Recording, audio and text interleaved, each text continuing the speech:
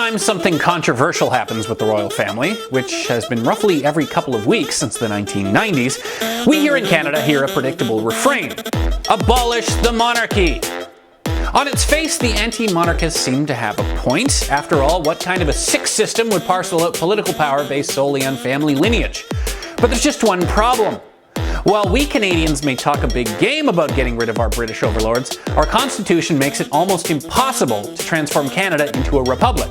The 1982 Constitution Act mandates that any major constitutional amendment, including swapping out the head of state, requires the unanimous consent of all 10 provinces.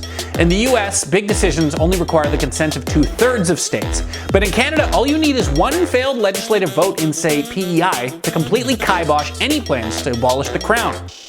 Unless the House of Windsor started literally eating people on television or something, the bar for getting rid of them is so high that most political theorists are pretty content to say that it's basically impossible. It's a similar deal with abolishing the Senate, by the way.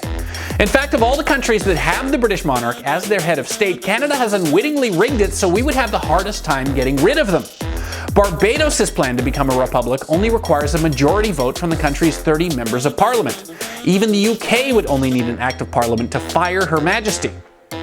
But when Canada patriated its constitution and officially severed any meaningful political links to the UK, it turns out that we also chained ourselves tighter to the British royal family than anybody else in the world. So, without further ado, please stand for God Save the Queen.